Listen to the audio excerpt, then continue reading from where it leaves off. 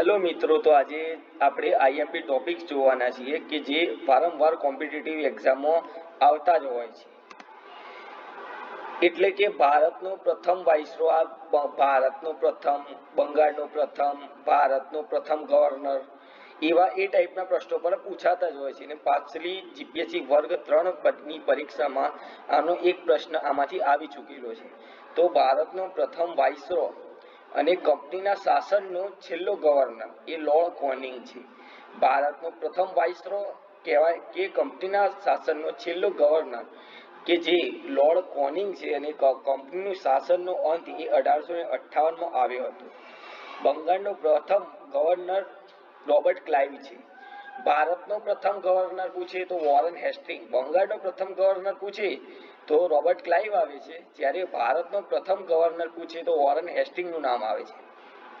ભારતનો પ્રથમ governor general, જે ભારતના બધા જ પ્રાંતના ગવર્નરોના ઉપરી એક ગવર્નર હોય તેને ગવર્નર જનરલ તરીકે ઓળખવામાં આવે છે. તો ભારતનો પ્રથમ જે મોટો ગવર્નર હતો એટલે કે ગવર્નર જનરલ હતો એ લોર્ડ વિલિયમ બેન્ટિંગ છે. ભારત આઝાદ થયો 1947માં, ભારત આઝાદ થયો ત્યારે ભારતનો પ્રથમ ગવર્નર જનરલ એ લોર્ડ માઉન્ટ બેટન હતો. જ્યારે આઝાદ ભારતનો પ્રથમ ભારતીય ગવર્નર જનરલ પૂછે તો સી રાજગોપાલચારીનું નામ આવે. ભારત આઝાદ થયો ત્યારે 1947 પછી ભારતનો પ્રથમ ગવર્નર જનરલ પૂછે તો માઉન્ટ બેટન આવીને પ્રથમ ભારતીય ગવર્નર જનરલ પૂછે તો સી રાજગોપાલચારીનું નામ આવતું હોય છે. અહીં ઈસવીસન 1600માં ઈસ્ટ ઇન્ડિયા કંપનીની સ્થાપના થઈ હતી અને આ સ્થાપના એ અંગ્રેજોએ ઇંગ્લેન્ડમાં કરી હતી. ત્યારબાદ ઈસવીસન 1608માં સ્થાપના થઈ. જ્યારે 1608માં અંગ્રેજ અધિકારી સૌપ્રથમ અંગ્રેજ ભારતમાં આવ્યા એ કેપ્ટન હોકિંગ્સ અને હેક્ટર વહાણ લઈને આવ્યા હતા. આ પ્રશ્ન જીપીએસસી વર્ગ 3માં હતો કે કેપ્ટન હોકિંગ્સ એ 1608માં કયા ગામનું વહાણ લઈને આવ્યા હતા. તો તેનું નામ આવે છે, તેનો આન્સર આવે છે હેક્ટર વહાણ લઈને આવ્યા હતા. જ્યારે ઈસવીસન 1613માં સુરત ખાતે અંગ્રેજોને પ્રથમ કોઠી સ્થાપી. 1608માં અંગ્રેજો ભારત આવ્યા અને 1613માં સુરત ખાતે અંગ્રેજોએ પ્રથમ તેમની કોઠી સ્થાપી હતી. જ્યારે ઈસવીસન 1615માં સર થોમસ રોને આખા ગુજરાતમાં વેપાર કરવાની મંજૂરી મળી હતી. ઈસવીસન 1757 જ્યારે આ 1615માં આખા ગુજરાતમાં વેપાર કરવાની મંજૂરી મળી હતી ત્યારે અંગ્રેજોનો ધ્યેય ફક્ત ને ફક્ત વેપાર કરવાનો જ હતો. અને અહીં આવીને તે પોતે શાસક તરીકે એ પોતાનો વિચાર બદલતા હોય છે. તો સૌ પ્રથમ યુદ્ધ અંગ્રેજોનું થયું એ પ્લાસીનું યુદ્ધ એ 1757માં થયું હતું. ને આ યુદ્ધ એ રોબર્ટ ક્લાઇવ અને સિરાજ ઉદ્દૌલા ના વચ્ચે થયું હતું. જ્યારે સિરાજ ઉદ્દૌલાની સેનાનો સેનાપતિ મીર કાસિમ હતો, જે અંગ્રેજોના સાઈડથી લડ્યો હતો આ યુદ્ધમાં. ત્યારબાદ ઈસવીસન 1757ના યુદ્ધ અંગ્રેજો જીત્યા બાદ, રોબર્ટ ક્લાઇવ જીત્યા બાદ મીર કાસિમને તેનો બંગાળનો નવાબ બનાવવામાં આવ્યો હતો. પરંતુ કોઈ કારણો અંતે ઈસવીસન 1764માં બક્સરનું યુદ્ધ થયું. જે બક્સરનું યુદ્ધ એ અંગ્રેજો અને મીર કાસિમ વચ્ચે થયું હતું. આમાં મીર કાસિમને અંગ્રેજો જોડે યુદ્ધ કરવું પડ્યું હતું અને અંગ્રેજોનો વિજય થાય છે અને મીર કાસિમનો સસરો એ મિર્ઝાફરને બંગાળનો નવાબ બનાવવામાં આવે છે. ઈસવીસન 1817 પૈકા વિપ્લવ ઓડિશા ખાતે અંગ્રેજો વિરુદ્ધ પ્રથમ વિપ્લવ. આ એક તલાટીમાં પૂછાયેલો પ્રશ્ન છે કે સૌ પ્રથમ અંગ્રેજો સામે લડત કઈ હતી તો તે પૈકા વિપ્લવની હતી અને આ લડત એ ઓડિશા ખાતે કરવામાં આવી હતી. ઈસવીસન 1858 ઈસ્ટ ઇન્ડિયા કંપનીનો અંત. ઈસ્ટ ઇન્ડિયા કંપનીનું શાસન પૂછે તો 1600 થી 1858 સુધી અને 1858 થી 1947 સુધીનું શાસન એ અંગ્રેજ તાજનું શાસન છે. જ્યારે આ 1858 ઈસ્ટ ઇન્ડિયા કંપનીનો ભારતમાં અંત થયો હતો. ઈસવીસન 1885 18 ડિસેમ્બર 1885ના દિવસે કોંગ્રેસની સ્થાપના થઈ હતી, જે મુંબઈ ખાતે સ્થાપના થઈ હતી. કોંગ્રેસના પ્રથમ અધ્યક્ષ એ વ્યોમેશ ચંદ્ર બેનર્જી હતા પ્રથમ સભામાં સભ્યોની સંખ્યા, તો આ સભામાં 72 સભ્યો હતા. સ્થાપના સમયે ભારતનો વાઇસરો કોણ હતો? તો ભારતનો વાઇસરો લોર્ડ ડફરીન હતો. હવે ઈસવીસન 1896 કોંગ્રેસનું કોલકાતા ખાતે અધિવેશનમાં સૌ પ્રથમ વાર રાષ્ટ્રગીત વંદે માતરમ ગાવામાં આવ્યું હતું. સૌ પ્રથમ રાષ્ટ્રગીત ક્યારે ગાવામાં આવ્યું? તો એ કોંગ્રેસની કોલકાતા ખાતે અધિવેશનમાં 1896માં વંદે માતરમ ગીત ગાવામાં આવ્યું હતું. આ પ્રશ્ન કોઈ અમુક કોમ્પિટિટિવ એક્ઝામમાં પૂછાય છે અને આ બધા પ્રશ્નો બધા જ આઈએમપી પ્રશ્નો છે. ઈસવીસન 1902 ગુજરાતમાં સૌ પ્રથમ કોંગ્રેસનું અધિવેશન અમદાવાદ ખાતે ભરાયું હતું અને આ અધિવેશન સમયે કોંગ્રેસના અધ્યક્ષ સુરેન્દ્રનાથ બેનર્જી હતા. ગુજરાતમાં સૌ પ્રથમ કોંગ્રેસનું અધિવેશન અમદાવાદ ખાતે ભરાયું હતું મિત્રો. અને આ અધિવેશનમાં કોંગ્રેસના અધ્યક્ષ પૂછે તો સુરેન્દ્રનાથ બેનર્જીનું નામ આવતું હોય છે. અને આ અધિવેશન સૌ પ્રથમ ગુજરાતનું અધિવેશન 1902માં ભરાયું હતું. ઈસવીસન 1905 લોર્ડ કર્ઝન દ્વારા બંગાળના ભાગલા. ઈસવીસન 1905માં લોર્ડ કર્ઝને એ બંગાળના ભાગલા પાડ્યા હતા. બંગાળને 2 ભાગમાં વેચી દીધું હતું. ત્યારબાદ બંગાળના ભાગલા પડ્યા તેના બીજા જ વર્ષે 1906માં મુસ્લિમ લીગની સ્થાપના થઈને આ મુસ્લિમ લીગની સ્થાપના એ આગા ખાને સ્થાપના કરી હતી. આ બંગાળના ભાગલા પડ્યા ત્યારબાદ હિન્દુ મુસ્લિમ વચ્ચે ભેદ થયો અને 1906માં મુસ્લિમ લીગની સ્થાપના થવામાં આવી. ઈસવીસન 1902 ગુજરાતમાં કોંગ્રેસનું બીજું અધિવેશન. ગુજરાતમાં કોંગ્રેસનું પ્રથમ અધિવેશન એ અમદાવાદ ખાતે હતું, જ્યારે 1902માં ગુજરાતનું બીજું અધિવેશન એ સુરત ખાતે કરવામાં આવ્યું. જ્યાં પ્રમુખ એ રાસ બિહારી ઘોષ હતા. જ્યાં કોંગ્રેસના અધિવેશનમાં પ્રમુખ જે અધ્યક્ષ હતા એ રાસ બિહારી ઘોષ. અને કોંગ્રેસના આ અધિવેશનની ખાસ બાબત એ જ છે, એટલા માટે જ તેને યાદ કરવામાં આવે છે કે કોમ્પિટિટિવ એક્ઝામમાં પૂછાય છે. કેમ કે કોંગ્રેસના આ અધિવેશનમાં ભાગલા પડ્યા હતા. તેમાં ભાગલામાં જહાલવાદી પક્ષ અને મહાળવાદી પક્ષ એમ 2 પક્ષો પડ્યા હતા ભાગલામાં.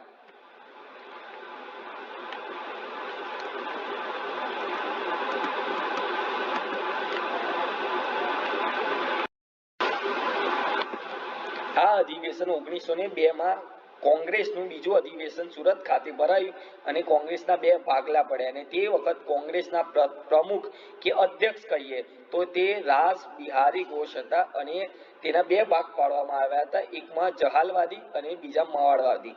જહાલવાદીમાં નેતા તરીકે લાલ, બાલ અને પાલ અને અરવિંદ ઘોષ હતા. લાલ એટલે લાલા લજપતરાય, બાલ એટલે બાળ ગંગાધર તિલક અને પાલ એટલે બિપિન ચંદ્ર પાલ અને અરવિંદ ઘોષ હતા. જ્યારે માવડવાદી નેતાઓમાં ગાંધીજી, નહેરુ અને સરદાર પટેલ હતા. આમાં જહાલવાદી નેતાની ખાસિયત એ હતી કે તે માનતા હતા કે આઝાદી તે કોઈ આપણો હક છે ને આપણે તેને લેવાનું જ છે અને તેને કદી તેને આજથી કરીને આઝાદી મળતી નથી. એટલે તે એગ્રેસિવ હતા. જ્યારે માવડવાદી હતા તે અહિંસામાં માનવાવાળા હતા, જેમાં ગાંધીજી હતા, નહેરુ હતા અને સરદાર પટેલ હતા. ઈસવીસન 1907 જર્મનીના સ્ટુટગાર્ટમાં સૌ પ્રથમ ભારતીય તિરંગો મેડમ ભીખાઈજી કામા દ્વારા ફરકાવવામાં આવ્યો. તો ભારતીય તિરંગો સૌ પ્રથમ ફરકાવવામાં કોના દ્વારા આવ્યો? તો મેડમ ભીખાઈજી કામા. અને ક્યાં ફરકાવવામાં આવ્યો? તો જર્મનીના સ્ટુટગાર્ટમાં 1907માં. ઈસવીસન 1909 મોર્લે મિન્ટો સુધારો. આ મોર્લે અને મિન્ટો જે આ 1909માં સુધારો કરવામાં આવ્યો. ઈસવીસન 1911 કોલકાતા કોંગ્રેસનું કોલકાતા અધિવેશનમાં રાષ્ટ્રગાન સૌ પ્રથમ ગવાયું. તો ઈસવીસન 1911માં કોંગ્રેસના અધિવેશનમાં કોલકાતા ખાતે રાષ્ટ્રગાન જનગણ મન તે ગાવામાં આવ્યું. અને આ અધિવેશન શા માટે ભરાયું હતું? તો આ અધિવેશન જે 1905માં લોર્ડ કર્ઝને બંગાળના ભાગલા પાડ્યા હતા તેના વિરોધ રદ કરવા માટે ભરાયું હતું. ઈસવીસન 1913 રવિન્દ્રનાથ ટાગોરને તેમના ગીતાંજલિ કાવ્ય સંગ્રહ માટે નોબેલ પ્રાઇઝ આપવામાં આવ્યું હતું. ભારતમાં પ્રથમ વ્યક્તિ છે કે જેમને નોબેલ પ્રાઇઝ સૌ પ્રથમ મળ્યું હતું. તો એવું પૂછાય કે રવિન્દ્રનાથ ટાગોરને તેમના કયા કાવ્ય સંગ્રહ માટે નોબેલ પ્રાઇઝ આપવામાં આવ્યું હતું? તો ગીતાંજલિ. અને ભારતમાં સૌપ્રથમ નોબેલ પ્રાઇઝ લેનારા વ્યક્તિ તો રવિન્દ્રનાથ ટાગોર હતા. ઈસવીસન 1915 ગાંધીજીનું ભારતમાં આજે 1915ની સાલમાં ગાંધીજીનું ભારતમાં આગમન થયું. પાલડી ખાતે તેમને કોચરબ આશ્રમ સ્થાપવામાં આવ્યો. તેમનું આગમન 1915માં થયું હતું અને પાલડી ખાતે તેમનો કોચરબ આશ્રમ સ્થાપવામાં આવ્યો હતો. ઈસવીસન 1917 ગાંધીજીનો ભારતમાં પ્રથમ સત્યાગ્રહ જે ચંપારણ સત્યાગ્રહ હતો બિહારમાં, જે 3 કઠિયા પદ્ધતિ સામેનો સત્યાગ્રહ હતો. અને ગુજરાતમાં ગાંધીજીનો પ્રથમ સત્યાગ્રહ એ ખેડા સત્યાગ્રહ હતો. અમદાવાદ ખાતે સત્યાગ્રહ આશ્રમની સ્થાપના કરવામાં આવી. તો આટલી બધી ઘટનાઓ 1917માં બની હતી. તો 1917માં ગાંધીજીનો સૌપ્રથમ સત્યાગ્રહ જે ચંપારણ સત્યાગ્રહ હતો ને આ બિહારમાં આવેલો હતો. આ સત્યાગ્રહ 3 કઠિય પદ્ધતિ સામેનો વિરોધ કરવા માટેનો સત્યાગ્રહ હતો. જ્યારે ગુજરાતની વાત કરો તો ગુજરાતમાં ગાંધીજીનો પ્રથમ સત્યાગ્રહ એ ખેડા સત્યાગ્રહ હતો. અને આ પણ સત્યાગ્રહ 1917માં જ ઈસવીસન 1917માં જ કરવામાં આવ્યો હતો. અને ત્યારબાદ આ ખેડા સત્યાગ્રહ અંત પામ્યા બાદ 1917માં જ અમદાવાદ ખાતે સત્યાગ્રહ આશ્રમ એટલે કે સાબરમતી આશ્રમની સ્થાપના થઈ હતી. તો એમ પૂછાય કે સાબરમતી આશ્રમની સ્થાપના કઈ સાલમાં થઈ હતી? તો 1917ની સાલમાં થઈ હતી. અથવા તો સાબરમતી આશ્રમનું બીજું નામ કઈ તો સત્યાગ્રહ આશ્રમ કહી શકાય છે. ઈસવીસન 1918 મિલ મજૂર સત્યાગ્રહ અમદાવાદ. આ ગાંધીજીએ કર્યો હતો. 50% પગાર વધારવાની માંગ અને મજૂરોને મિલ માલિકોએ 35% વધારો કર્યો, જ્યાં માંગ 50%ની હતી. આ મિલ 1918માં મિલ મજૂર સત્યાગ્રહ કરવામાં આવ્યો અને જે અમદાવાદમાં હતી. તો આ મિલ મજૂરમાં જે મજૂર હતા એ મિલ માલિકો જોડે લડત હતી કે તેમનો પગાર વધારવાની લડત હતી, જેનો માંગમાં 50% પગાર વધારવાની માંગ કરી હતી. જ્યારે મિલ માલિકોએ આ પગાર વધારવામાં 35%નો વધારો કર્યો હતો, જ્યારે માંગ હતી 50%ની. ઈસવીસન 1919 રોલેટ એક્ટ દાખલ કરવામાં આવ્યો. હવે ઈસવીસન 1919માં રોલેટ એક્ટ એ દાખલ કરવામાં આવ્યો હતો. આ રોલેટ એક્ટનું એટલે કે કોઈ પણ કાર્યવાહી કે કોઈ પણ કેસ કે કોર્ટમાં કેસ ચલાવ્યા વગર તેને ગિરફ્તાર કરવામાં આવતો હતો. આનો આંધળો કાનૂન પણ કહેવામાં આવતો હતો. તો આ રોલેટ એક્ટ એ 1919માં દાખલ કરવામાં આવ્યો હતો. ઈસવીસન 1919 13 એપ્રિલ તો 13 એપ્રિલ 1919 ના દિવસે અમૃતસર પંજાબમાં જલિયાવાલા હત્યાકાંડ થયો હતો. અને આ જલિયાવાલા હત્યાકાંડ થયો ત્યારે આપણને ખબર જ છે કે આ જે ગવર્નર હતો તેનો જનરલ ડાયર, તે સમયનો જનરલ ડાયરે ગોળીબાર કરાવ્યો હતો. અને જલિયાવાલા હત્યાકાંડ જે બાગમાં એક સાંકડા રસ્તા પર જ ઉભા રહી તેમનો ગોળીબાર કર્યો હતો. અને તેમાં 1000 થી 1500 વચ્ચે આપણા ભારતના લોકો શહીદ થયા હતા. જ્યારે આ ટોળામાં ઉધમસિંહ નામના એક વ્યક્તિ હતા, જે તે સમયે તેમની વય 8 જ વર્ષની હતી. તો આ હત્યાકાંડ જોઈને તેમને પ્રણ લીધું હતું કે હું આ જનરલ ડાયરની હત્યા કરીશ. ને ઉધમસિંહ છેલ્લે જનરલ ડાયરની હત્યા પણ કરે છે. તો જનરલ ડાયરની હત્યા કરનારનું ક્રાંતિકારીનું નામ તો ઉધમસિંહ આવે છે. ઈસવીસન 1920 અસહકાર આંદોલન ગુજરાતમાં વિદ્યાપીઠની સ્થાપના. તો ગાંધીજીએ ઈસવીસન 1920માં અસહકારનું આંદોલન ચલાવ્યું હતું. ને આ અસહકારના આંદોલનમાં ગુજરાત વિદ્યાપીઠની સ્થાપના કરવામાં આવી હતી. ઈસવીસન 1922 ચોરી ઘટના ઉત્તર પ્રદેશ. ઈસવીસન 1922માં ચોરી ઘટના થઈ. તેમાં અંગ્રેજોના વગેરે થાણા જે બાળી કૂટવામાં આવ્યા હતા તેમના પર હુમલો કરવામાં આવ્યો હતો, જે ઉત્તર પ્રદેશમાં હતો. ને આ ઘટનાના લીધે ગાંધીજીએ અસહકારનું આંદોલન તેમને પાછું ખેંચી લીધું હતું. ઈસવીસન 1923 સ્વરાજ પાર્ટીની સ્થાપના. તો સ્વરાજ પાર્ટીની સ્થાપના થઈ તો કઈ સાલમાં થઈ? તો 1923માં. અને તેના સ્થાપક કોણ હતા એમ પૂછાય તો ચિત્તરંજન દાસ અને મોતીલાલ નહેરુ. આ બંને તેના સ્થાપક હતા અને આ સ્વરાજ પાર્ટીની સ્થાપના એ કયા સત્યાગ્રહમાં થઈ હતી? તો સ્વરાજ પાર્ટીની સ્થાપના એ બોરસદ સત્યાગ્રહમાં થઈ હતી.